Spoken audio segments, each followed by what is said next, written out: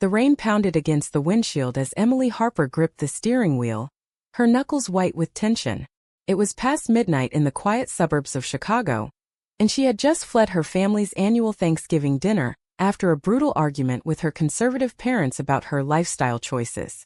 But nothing prepared her for the moment she pulled over at a deserted gas station, only to see her best friend since college, Sarah Klein, waiting there under the flickering neon lights, her eyes red from crying, confessing she had followed Emily because she couldn't hold back her feelings anymore. Emily's heart raced as Sarah's words hung in the air like a thunderclap. "I've loved you for years, Em. Not as a friend, as more." Before Emily could process the shock, Sarah leaned in and kissed her, soft and desperate, igniting a spark that had smoldered unspoken between them for a decade. In that instant, the world Emily knew crumbled. The kiss was a betrayal of their platonic bond, yet it felt like the missing piece to her fragmented soul. They drove in silence to Emily's small apartment downtown, the city lights blurring through the rain-streaked windows. Emily, 28, with her sharp features, dark curly hair tied back in a practical ponytail, and a career as a corporate lawyer that demanded precision and control, had always buried her attractions deep. She dated men sporadically, fulfilling the expectations of her devout Catholic family, but those relationships fizzled out, leaving her hollow. Sarah, 26, was the opposite, vibrant, with straight auburn hair cascading over her shoulders, freckles dotting her fair skin, and a job as a graphic designer that allowed her creative spirit to flourish. They met in freshman year at Northwestern University, bonding over late-night study sessions and shared dreams of escaping their small-town upbringings. As they entered the apartment, the tension thickened. Emily poured them both glasses of wine, her hands trembling. "Sarah, what the hell was that? We've been friends for 10 years. You can't just drop this on me." Sarah paced the living room, her green eyes flashing with a mix of fear and determination. "I had to, Em. Watching you suffer through that dinner tonight, hearing your mom lecture you about settling down with a nice man. It broke me. I know you're like me. I've seen the way you look at women, the way you pull away from guys. Deny it if you want, but I can't pretend anymore." Emily sank onto the couch, her mind reeling. She had felt it too. The lingering touches, the jealousy when Sarah dated others, but admitting it meant unraveling everything. Her family, the Harpers, were pillars of their community. Her father a respected judge, her mother a homemaker involved in church charities. Coming out would mean disownment, scandal, the end of her carefully constructed life.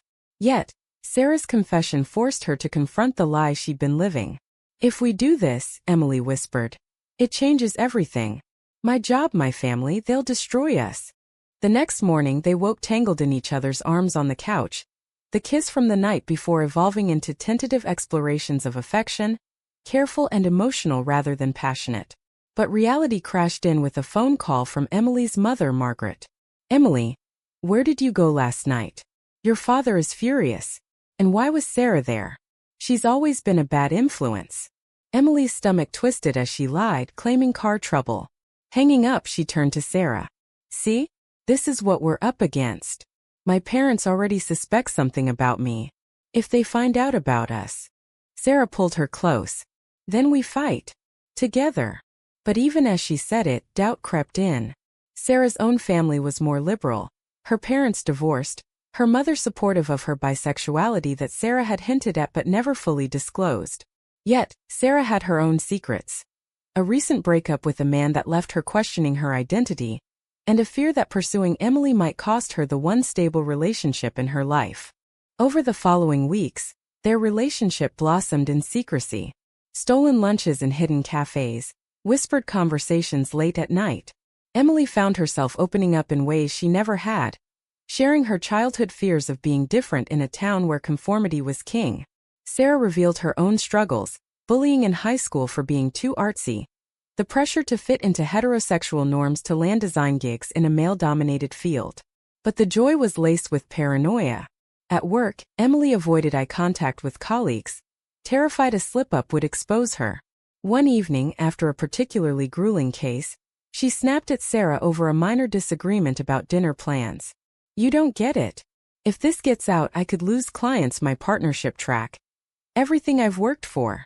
Sarah's face hardened. "And what about me? I'm risking my heart here too. Do you even want this?" Or am I just your experiment? The argument escalated, words like daggers, revealing the fissures in their foundation. They reconciled with tears and apologies, but the damage lingered, a reminder of the high stakes. As winter set in, the first major conflict arose. Emily's sister Lisa visited unannounced and caught them in a moment of intimacy. A simple hand on the thigh that spoke volumes. Lisa, married with kids and deeply religious like their parents, confronted Emily. What is this? Sarah, you're confusing friendship with something sinful. Mom and Dad will never accept this. Emily begged her to keep quiet, but Lisa left in anger, promising to pray for her soul. The betrayal stung. Lisa had always been her confidant, but now ideology trumped blood. Sarah urged Emily to come clean before Lisa did. We can't hide forever. It's eating us alive. But Emily hesitated, weighing the cost. Her family's love versus her own happiness. In a moment of desperation, she decided to test the waters by inviting Sarah to a family event as just a friend. But the tension was palpable. Her father, Judge Harper, eyed them suspiciously, making offhand comments about traditional values that cut deep. The anonymous tip rippled through Emily's life like a stone in still water. At the law firm, whispers followed her down the halls, and her boss, Mr. Reynolds, called her into his office for a chat. We've heard rumors about your personal life, he said, his tone laced with false concern. In this profession, image matters. Clients expect stability.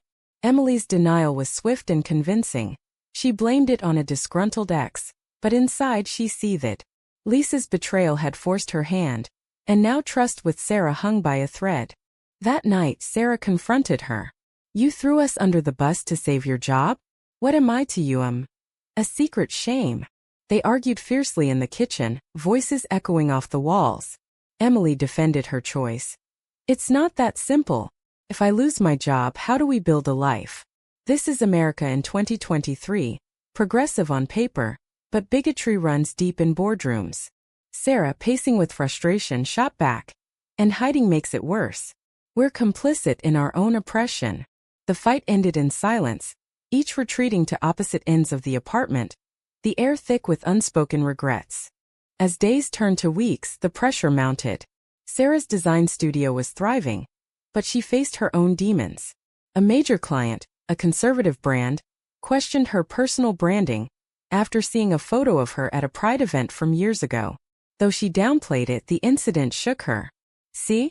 It's not just you, she told Emily. Society's got its claws in all of us. They decided to seek solace in a support group for LGBTQ+ professionals, meeting discreetly in a community center. There they heard stories of others, lost jobs, estranged families, that mirrored their fears but also inspired resilience. Yet the group's leader, a wise older woman named Carla, warned them. Love like this demands sacrifices. Question is, what are you willing to pay?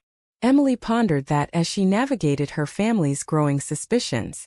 Her mother called daily, probing about that Sarah girl, and urging her to date a colleague's son.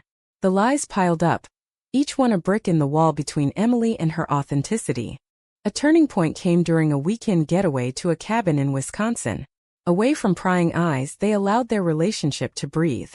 Long walks by the lake, honest conversations about dreams deferred. Emily admitted her fear of abandonment, rooted in her parents' conditional love. Sarah shared her guilt over a past relationship where she cheated, vowing never to repeat it. I choose you, Em. Every day. They returned renewed, but reality awaited. Back in Chicago, Emily's father summoned her to the family home. Judge Harper, stern with his salt and pepper hair and authoritative presence, sat her down. Lisa told us everything. Is it true?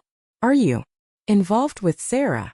The room spun as Emily faced the ultimatum. Deny it or face disinheritance. Her mother wept in the background, clutching a rosary. In a moment of raw courage, Emily whispered, Yes, I love her. The explosion was immediate, shouts of disappointment, accusations of moral failure. You're no daughter of mine if you choose this path, her father thundered. Emily left in tears, driving straight to Sarah's arms. They cut me off. It's done. Sarah held her, but beneath the comfort lurked her own doubts. Had she pushed Emily too far? The financial strain hit hard. Emily's parents had been helping with her student loans. Now she scrambled for side gigs, her focus at work slipping. Colleagues noticed and rumors escalated. Sarah, feeling the weight, made a fateful decision. She reached out to her estranged father, a businessman in New York, hoping for support. But he dismissed her. "I always knew you were confused. Fix it or don't call again." The rejection fueled her resolve, but it also planted seeds of resentment toward Emily's hesitation. "Why am I fighting harder than you?" she snapped one night. The conflict peaked at a firm holiday party. Emily, determined to reclaim normalcy, attended alone, but Sarah showed up uninvited, hoping to stand by her side. A heated exchange in the restroom ensued. "You can't be here. It'll confirm everything." Sarah's eyes filled with hurt. "So I'm your dirty secret forever?" In anger, Sarah stormed out and, in a moment of weakness, confided in a mutual friend, Mia, who had always been jealous of their bond. Mia's betrayal was swift. She spread the news through their social circle, twisting it into salacious gossip. Friends divided, some supportive, others judgmental, citing moral concerns. Emily felt exposed, her world shrinking. At work, a client pulled out, citing personal distractions. The price was mounting. Lost alliances, damaged reputation. The fallout from Mia's gossip rippled outward, infecting every corner of their lives. Emily's firm placed her on probation, citing conduct unbecoming, though they masked it as performance issues. Clients whispered, and promotions evaporated. Sarah's studio lost a contract when a partner learned of her lifestyle, proving that even in creative fields prejudice lurked. They clung to each other, but the strain bred resentment. Late nights turned into accusations. "If you hadn't pushed me to come out," Emily would trail off, only for Sarah to retort. "If you hadn't hidden us like a crime." Seeking stability, they moved to a smaller apartment in a more accepting neighborhood, but the financial pinch forced tough choices. Emily took on pro bono cases for LGBTQ+ rights, finding purpose amid the chaos. One client, a young woman disowned for her orientation, mirrored Emily's pain, awakening a fire within her. "We can't let them win," she told Sarah. Yet, internally, Emily grappled with guilt. Had her love for Sarah been worth the destruction? Sarah, meanwhile, threw herself into activism, joining protests against discriminatory laws. Her passion inspired Emily, but it also highlighted their differences. Sarah's boldness clashed with Emily's caution, leading to a blowout during a rally. "You stand on the sidelines while I fight," Sarah yelled. Emily shot back. "Because someone has to think about consequences." The divide widened, each decision a potential fracture. Family tensions escalated when Emily's mother reached out, begging for reconciliation but on terms. "Leave that life behind." Emily refused, but the call stirred old wounds. Sarah overheard and felt sidelined. "Your family still matters more than us?"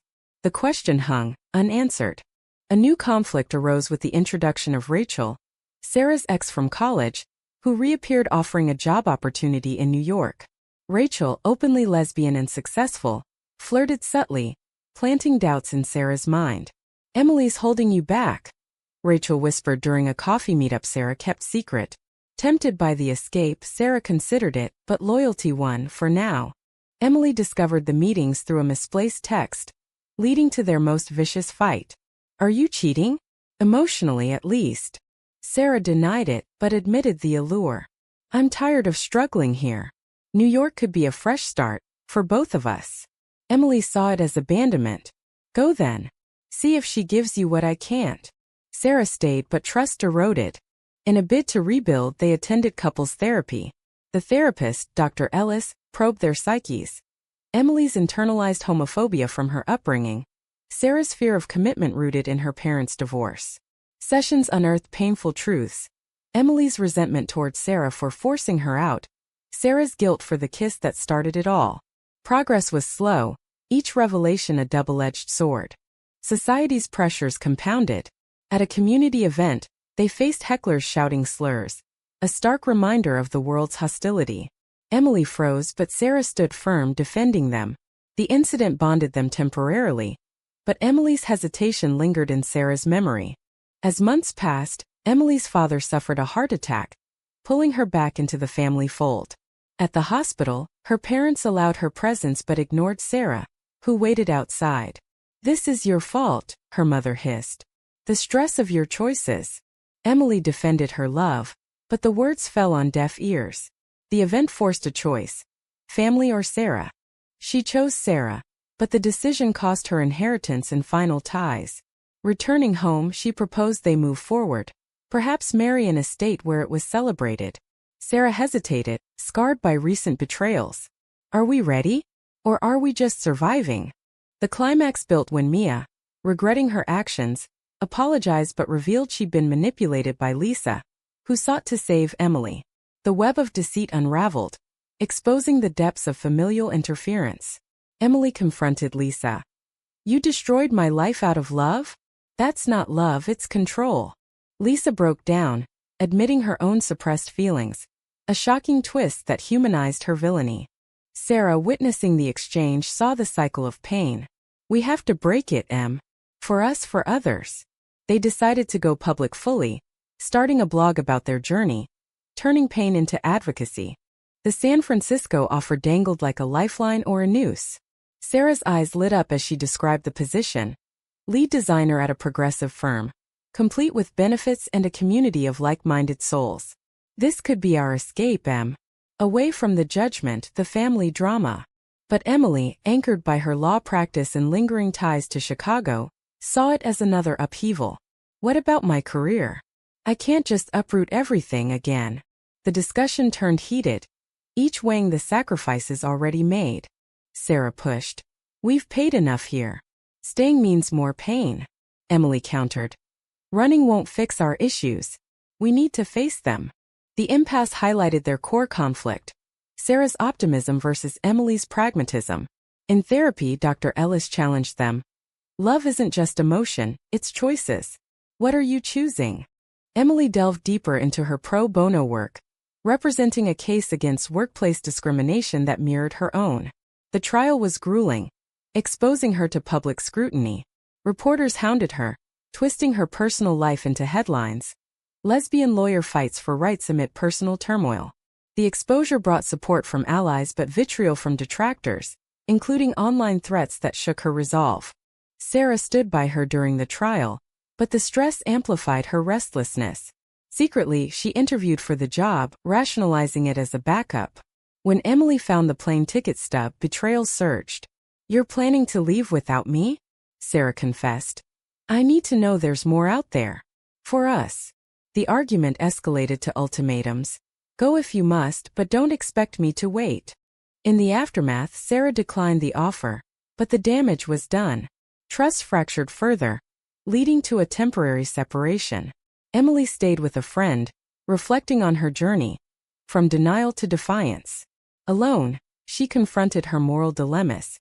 Had she chosen love over family rightly? Was the pain worth the authenticity? Sarah, in solitude, grappled with her impulsivity. Rachel's words echoed, tempting her to reconsider. But memories of their early days, the kiss, the cabin, pulled her back. She reached out to Emily's mother, pleading for understanding. "Emily needs her family. Please see her happiness." Margaret's response was cold. "Happiness? This is delusion." The reunion came during the trial's verdict. Emily won, a small victory against systemic bias. Sarah was there cheering. They embraced, vowing to rebuild. But society struck again. Emily's firm, fearing backlash, demoted her. The demotion was a gut punch, forcing her to question her path. Inspired, Emily quit, starting her own practice focused on LGBTQ+ advocacy. The risk was immense: financial instability, professional isolation, but it felt right. Sarah supported her, taking freelance gigs to bridge the gap. Their bond strengthened through shared purpose, but old wounds festered. A final betrayal loomed when Lisa, racked with guilt over her role in the family's rift, confessed to their father about her own hidden affair with a woman years ago. The revelation shattered Judge Harper's facade, forcing him to confront his hypocrisy. He reached out to Emily. "I was wrong. Can we talk?" The olive branch tempted her, but Sarah cautioned, "Don't let them pull you back into the cage." Emily met him, a tense dinner where apologies flowed. "I feared losing you to a world I didn't understand." Emily forgave tentatively but set boundaries. Accept Sarah or nothing. He agreed to try a fragile peace. Sarah felt threatened by the reconciliation. What if they convince you to leave me? Emily reassured her, but doubts lingered. In a moment of vulnerability, Sarah admitted considering Rachel's advances. I was lost, but I choose you. The honesty healed, but the scar added to their tapestry of pain. As they navigated this new normal, high-stakes decisions arose.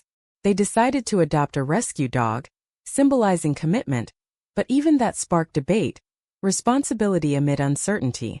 Society's gaze persisted. At a pride parade they marched hand in hand, facing cheers and jeers, a microcosm of their existence. Sarah's departure to New York felt like a chasm opening between them. Daily calls turned strained, time zones and exhaustion eroding connection. Emily threw herself into her new practice, winning cases that empowered others but left her drained. Letters from her father arrived, tentative bridges. I'm reading books on understanding. Miss you. The progress warmed her, but Sarah's absence amplified loneliness. In New York, Sarah cared for her mother while freelancing. Rachel reappeared, offering comfort and temptation. Emily's worlds away. Live for now. Sarah resisted, but a late-night drink led to a kiss. A betrayal born of vulnerability. Guilt consumed her.